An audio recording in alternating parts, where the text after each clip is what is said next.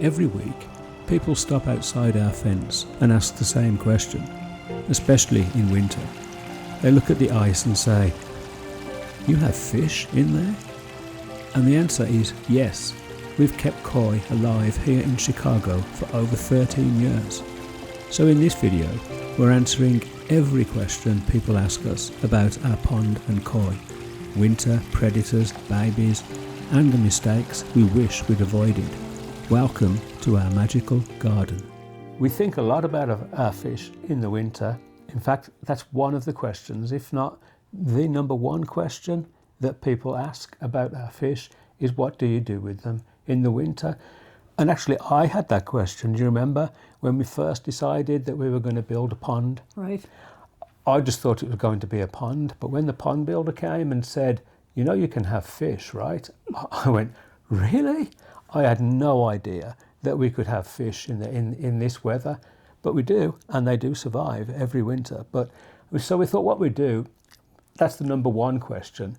We've actually got a whole bunch of questions that people ask because, as you will have noticed in many of our videos, we said we're on a corner, so we got a lot of people stopping by, and the first thing they notice, because you can see it from the fence, is the pond. And so they've always got questions about the pond and about the fish. And many of these questions end up being from children. They're delightful with their questions. And so we thought we would try to answer some of those for everybody on our page. So we didn't answer that first question. What do we do with them in the winter? And I guess the answer to that is we don't do anything. They go to the bottom. And they kind of semi-hibernate. It's not hibernation, I've forgotten what the word is. But they're dormant, they don't eat all winter, which is a good thing because fish food isn't cheap. And that's a question I got just the other day. How do you feed your fish when the pond is frozen? So I said, we don't. We don't. And it's a good thing because the fish food isn't that cheap. So for about 5 months, they don't have to eat. What we do have to do for them is make sure that they've got oxygen. So we don't turn the waterfall off. We let that circulate the water. And that's another question we get is, do you heat the pond in the winter? And the answer to that is, goodness, no. That would be really expensive. Right. We did try some small heaters on the surface of the water that's supposed to melt a hole in there. But they didn't work that well. They did make a little hole, but we found that what works much better is keeping the bubblers. We have bubblers that bubble water through the bubble oxygen through the water. We keep them on all the time, and what it does is it helps to keep some holes open so that the fish have a plentiful supply of air and oxygen. Okay, so should we go through our list? We should. And the first question is, what kind of fish do you have? Because people don't know about koi.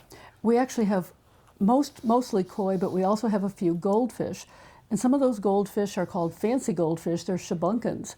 They don't really grow very much. They've grown a little bit, but they've stayed about the same size in the past 13, 14 years we've had the pond. But we let them know that koi are just fancy carp. And carp are known to be in the Chicago River. We wouldn't want to eat them.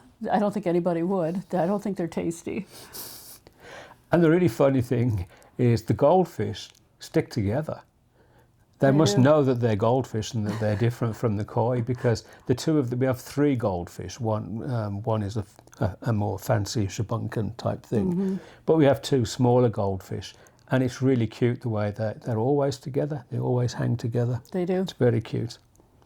And their names are, and all our fish have names. And the name of those two. Most of them have names. Most, that's true, Most, not all. Yeah, but right. The 2 goldfish are Chekhov and Geordie. And of course, you'll recognize if you watch Star Trek that most of our fish have Star Trek names. And frequently, the older visitors recognize Star Trek, but the younger ones don't. Which makes us feel old. Yes, it really does. It really does. And how many fish do you have? And that answer, that varies, because last winter we had a few fish. We lost a few fish because of the very, very cold winter, and they were older fish. They were probably 20 years old. So it didn't surprise us, but it was quite sad that we lost those fish. And so now what we're doing is we have a couple new fish, and we give those names to those fish. Although it's a little difficult because we used to have a spock, and our new spock doesn't look anything like the old spock. But we probably have, at any time, about 21 or 22 fish. Mm-hmm. And considering the challenges with the weather, we haven't lost that many fish over how many years? When did we first? 2012. 2012. So we've lost fish through various causes. We have lost some fish through predators. That's one of the questions that people ask. Do the fish have any predators? People ask, do the hawks, because they sometimes see hawks circling. Mm-hmm. I don't think the hawks are specifically circling the pond. I think they're just circling the property. The hawks are more interested in the birds and the sparrows. Because we feed birds. Right. Yeah. And I think probably the pond is too small for a hawk to do its dive thing and catch a fish. Right. But we've lost fish to other predators, specifically the blue heron. We know that we've lost them through the blue heron because we've seen the heron on the camera, never actually seen one get the fish. But when we see that a fish has gone, we just assume that sometime when we weren't watching, it paid us a visit and took one of the fish. Although sadly we know for definite that we lost one fish through a heron because it had been poked to death by the heron because the fish was probably too big for it to lift out of the pond. Right. I know that sounds really miserable, like I said, but over all of that time to have just lost, I think, probably only 2 fish to the heron over all that time. That's really true. Mm. Right. Do they have babies? Oh, yeah. They do have babies. It's never our intention, but a lot of people don't understand how we end up with the babies, and so we have to explain that the female fish, when the weather gets to be warmer and the temperature of the water is about 60 degrees, the females will develop eggs. And then what happens is the male fish will push the females against the rocks to release the eggs. And once those eggs are released, the males will then fertilize, I guess, fertilize the eggs. And so when those hatch, they are tiny, tiny little things. I mean, we see the eggs, and what happens then, I should back up, we don't feed the fish, we let them eat the eggs because we know that if they eat the eggs, we will not have any babies. And occasionally we will miss that spawn. It's called a spawn, and we miss it. And maybe they're just a couple hundred. It could be that small. And so those babies will hatch, and when they hatch, in order to avoid being eaten by the larger fish, they hide in the rocks. And they will occasionally get a little bit of food, go back into the rocks, and by the time we've noticed that we have babies, they're probably, how big? Maybe 2 inches? They're not big. And at that point, we can't catch them because they're so fast and so tiny. And so that hasn't happened very often in the 13 years we've had a pond. We're very, we really pay attention to it. Mm-hmm. But this last year we missed it. We missed it. If you look, there's another video where I recorded what we tried to do to remove baby fish. I actually got into the pond more than once with my waders on. Even drained some of the water to make it easier. Still couldn't catch them. So in the end, when we had our pond cleaned, we had a pond cleaner take the fish out and we could put them in a tank, and we could identify the ones that we wanted to keep and those that we wanted the pond cleaner to take away. So we took and what they do is they take them away. They give them a good home. So when they build somebody a pond, they have a collection of fish that they've got from ponds like ours, so that new ponds can get a good start with some new fish. And so that description that Connie said of the spawning, and it's pretty violent and it's pretty smelly. Like the smell of the spawn is very noticeable. So you can't. It's difficult to miss because one, you can see it on the surface of the pond, and also the smell. And the way the fish get excited and thrash around, and the way the males push the females against the rocks, it is very violent. It's violent. And sometimes the females can get hurt. That happened once. We had a female fish and she was white, and so we could notice that her sides were very red. And eventually she did die because I think we had to put her down, which is unusual. because she was really suffering and she didn't come up from the water and she was listing, which is going onto their sides. And we thought we would just put her out of her misery, but we know that's what happened. It is a very violent experience for these female fish. So that's why we try to do what we can. So I guess when people ask, do all the fish get along? The answer to that is yes, they do, because they don't attack one another. But the exception is when they're spawning, then it does become violent. But generally, yeah, they do get along. They don't have teeth, so they can't bite one another. That's another question. Do they have teeth? Children ask that all the time. Do they have teeth? And actually, they do have teeth, but they're in the backs of their throats, so that it helps them to eat their food. But they don't have teeth in the front, and they do get along. You only hear about schools of fish. Well, they follow each other. That's what they do. And if we're feeding them, they all follow one another to the food. They do. They get along great. Mm-hmm. Let's see. Do they have names? Yes, we explained they do have names. Our new fish, our new babies that we kept with, we have probably 5 of those. They don't have names yet, so we will be naming them in the spring. They're quite large now. Mm-hmm. I mean, they only were born last year, but they're probably 5 or 6 inches. So our largest fish that you've probably seen in some of the videos that we've done, it's difficult to gauge how much it would weigh, but he's bigger than Franklin, our dog. Oh yes. So we know that he's at least 30 pounds. Well, didn't the guys, when they cleaned our pond, It took three of them. 3 of them, and I think one of them said he thought it was 50 pounds. The biggest fish they'd ever seen in a pond. So you want to check that video out. It's a fun video watching them and our biggest fish's name is Captain Picard. Watching them trying to put him back into the pond. Like I said, it took 3 of them. That was quite amusing. That was amusing. And we think Captain, even though we've called him Captain Picard, so therefore we think he's a male. One of the questions we get is, can you tell males from females? I guess if you're a koi expert, you can. Broadly speaking, the males tend to be more slim, more sleek looking than the females, and the females are more rounded. So Captain Picard is, I can't tell, he's probably a male. Sometimes the way that we know is if a fish is chasing the females when they're ready to spawn, that's how we know what the males are. Right. Because they're the ones who are going through the water really quickly, chasing those females, and then we know. Although we usually forget. Yeah. And one of the questions we get asked, talking of Franklin, our dog, is, does your dog ever jump into the water? So, no, he doesn't. Since we've been living here, we had 2 dogs. We had Archie and now Franklin. Neither of them either jumped in or fell in, but we have had 2 other dogs in the pond. The first dog we had, it was before we had the fence, or Yes, was the gate open or something? It was before we ever had a fence. Right. So a neighbour's dog is a big lab, right?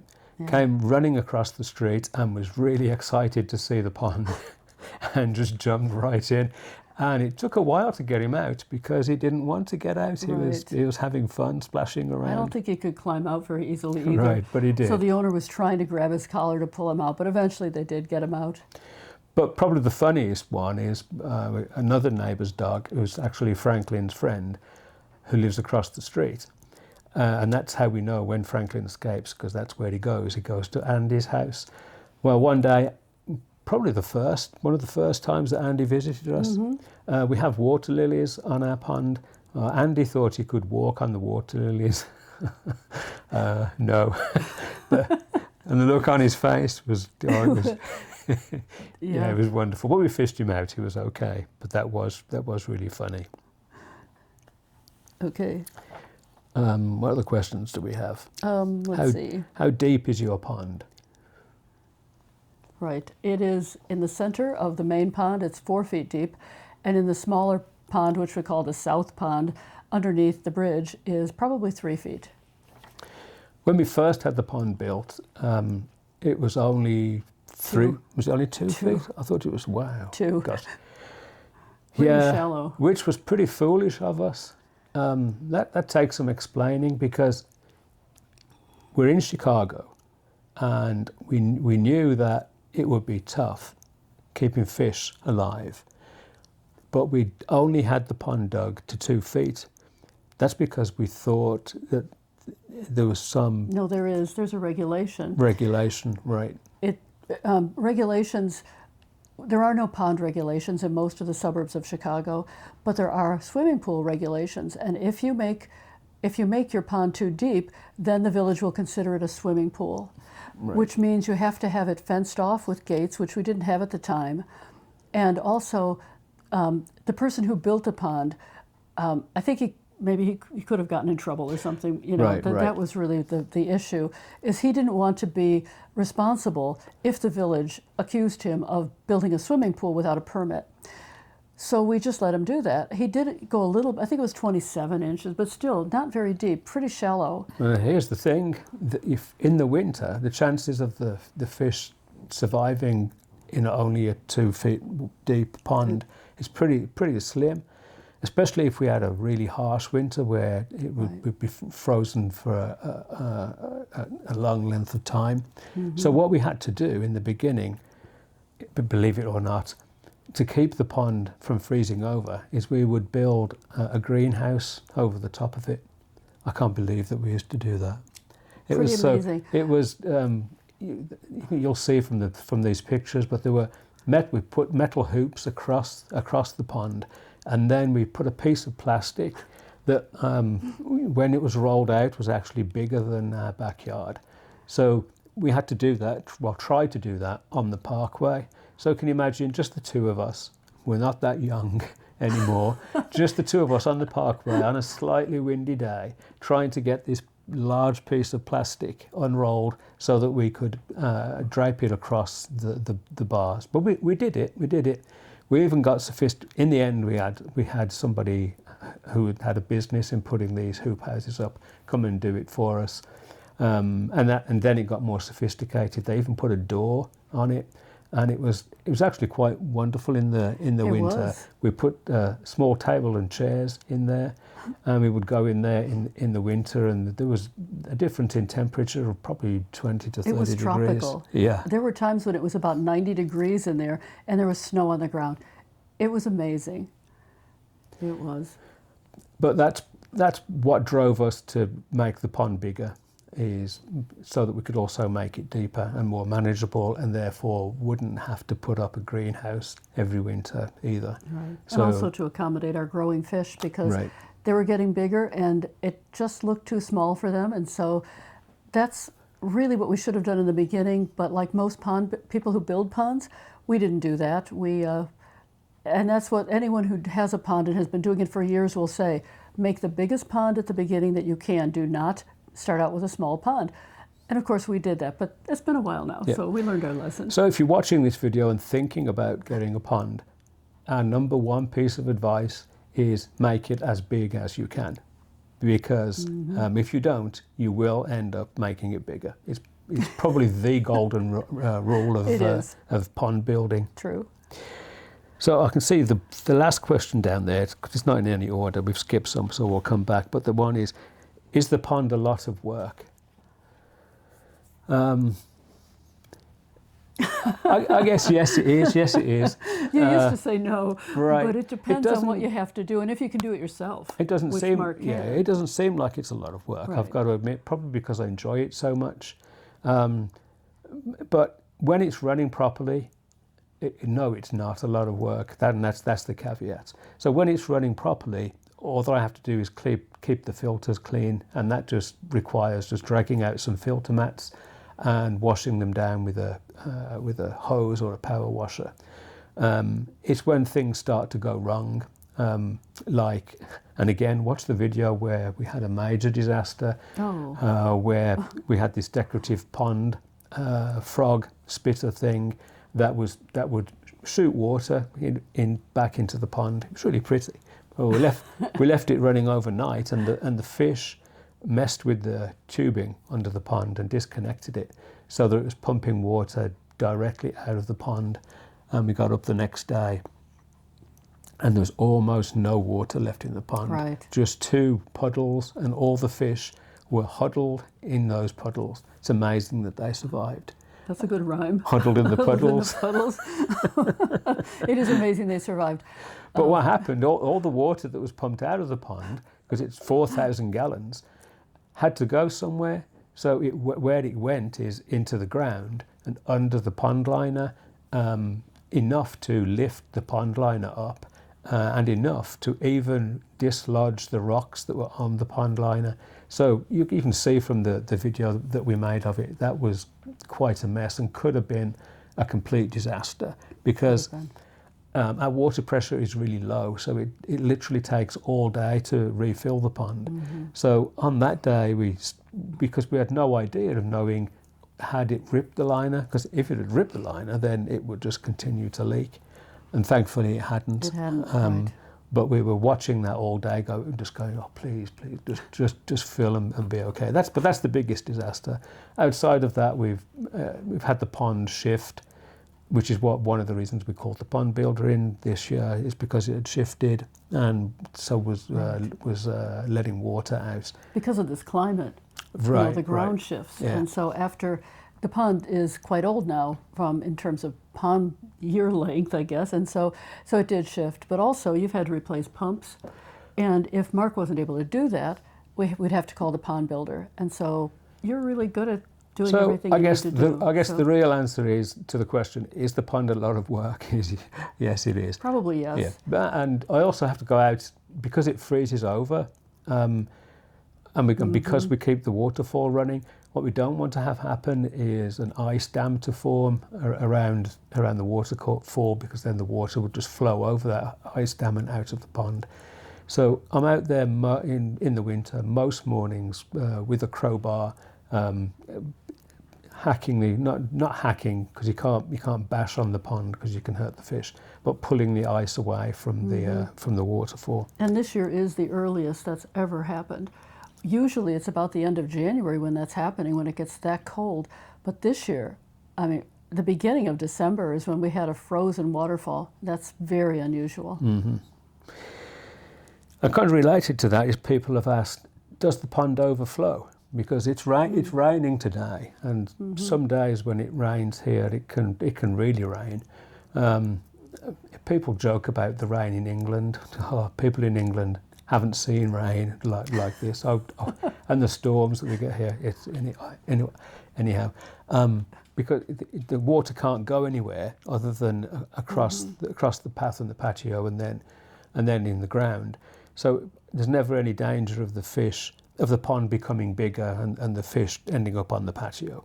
The whole area would have to flood for that to happen. Right, And we've had floods, but never quite that bad. That would have to be a catastrophic flood. Although you have on occasion drained the pond a little bit to get rid of the water, but we used to do that in the beginning because we truly didn't know. And also, it's true, if the water level gets to be the same as the rocks or the patio, sometimes we've heard people in our pond and koi society say their fish leap out. And we didn't know what our fish would do. And for some reason, our fish seem to know their boundaries, and they have never tried to leap out of the pond. So maybe we're just lucky, or we have smart fish. Right. Or maybe they all follow Captain Picard, who is too big to leap out. And then another question looking at here is which fish is the oldest? It's probably, well, Captain Picard is one of the oldest. He's one of the oldest, but Data is the same age as Captain Picard, and Data is a shabunkin, although most people think Data is a koi. He's a butterfly, which means they have a really beautiful tail that flows behind them, and their fins are the same way. They're very flowy and beautiful. And he hasn't grown much, but he's the same age as Captain Picard. Not like Captain Picard, he has grown. He must have been, what? He was only 10 inches 10 when inches when we bought him, yeah. I remember bringing him home in a plastic bag. And he's absolutely huge. And he is the fish at this point, because we think he is one of the oldest, that when he dies we're going to be very sad, because he's such a beautiful fish. People always comment about Captain Picard. And that's one of the questions that people ask, is how long can the koi live? It depends, I think, probably on the climate, because if you look that answer up on the internet, you'll get different answers depending on, again, where the fish are. But you see ages as high as 60, and we think Captain Picard is here about I've seen 18 or 20. Right, and I think mostly I've seen 35 to 40 years Right. of age. Somebody in Japan, I think, had a 200-year-old koi, but that is practically impossible. It's certainly not possible here, So they may outlive us. which is why they're in our will. Right, And that's not even a joke. right. Our pond builder doesn't know what's going to happen if anything happened to both of us at the same time, if we had a catastrophe or came back from someplace on an airplane that crashed. George is going to end up with our fish. So, and people ask, where do you buy your fish? Because it's not like you can go to the fish store. No. So where do we? In the beginning, we got them from the local. Well, it's not that local. A few it's a miles, garden center. A garden centre. That's where we got Captain Picard. Right. But there's a fish grower called Klobex, yeah. and they're located in. They're in the Amana colonies in Iowa. And actually, the garden center where we originally got our koi, that's where they buy their fish too. And so that's how we found out about it.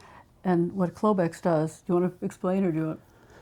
No, well, because this amazes people, it amazed me. It amazes so us. you can order a fish and they mail it to you. Right, you pick your fish out online. Yep. You see a fish you like. And it arrives in the mail in a FedEx box in a polythene bag with oxygen in the polythene bag with the Plastic. with the fish. Plastic polythene. Yeah. And it arrives in the mail. Right. They put air in the bag, they seal the bag, and overnight they ship us our fish. And you don't always know exactly what you're going to get, but when you see the fish online, you get pretty much a similar fish. Yeah. I think I ordered a fish once, and Ellen Klobeck had to call me and say, we're really sorry, but we couldn't find your fish. Because if you order they have a special deal in the winter, and if you order in January, they will keep your fish for you and grow your fish for a couple of months until they can ship it in May when it's warm. And they couldn't find our fish. So she found us another fish that was comparable, and it was.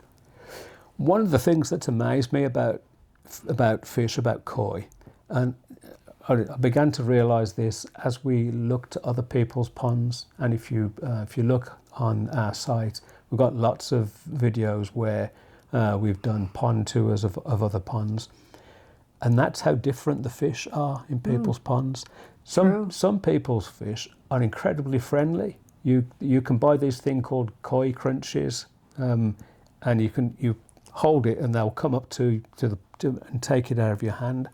Our fish, they've never been friendly. Never been friendly, which is why I think we haven't lost that many to predators. Right. Because we've watched the heron land and circle the pond, and they will just stand still for minutes, which is what causes then the koi to not know that they're there.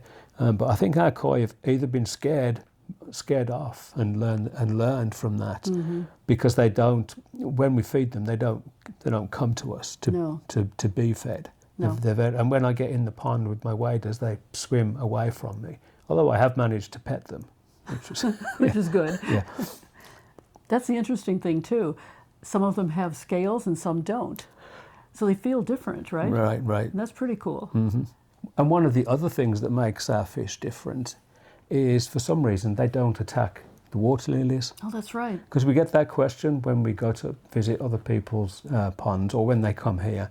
The pond owner will ask, how come your fish don't attack your water lilies? Right. But they don't. So other pond owners have to put their water lilies in pots, kind of in floating pots, or put string around them, or all kinds of things to keep their fish from attacking But them. if you remember, in the beginning, Captain Picard was the ringleader of chewing on the water lily leaves. He did it. And what I think is the truth is they've matured. I think the fish have matured, and he's just not interested anymore because we throw the food in and they can eat it. What he was doing is trying to get food that would go on top of a water lily leaf, and then he would just end up chewing them. But I really do think that because he's the biggest fish, they follow him. And that was one of the other things that really surprised me about having a pond, is how incredibly easy it is to have water lilies. Because I imagined that they would be real delicate things that took real care in growing. No, they're just like hostas. So if you know anything about hostas, you can do anything to a hosta. You can abuse it, you can split it, you can... Same thing with a water lily. So, and we don't do it, when they're finished in the fall, we cut them back, but I leave the pots in the pond, and they just come back. And what a lot of them have done is escape their pots as well, and they're actually growing in the rocks now. So they don't take any maintenance at all, other than feeding. I put fertilizer pellets in them in the summer. But it's such a beautiful addition to the pond, and especially in the summer when people admire it so much. So absolutely lovely flowers.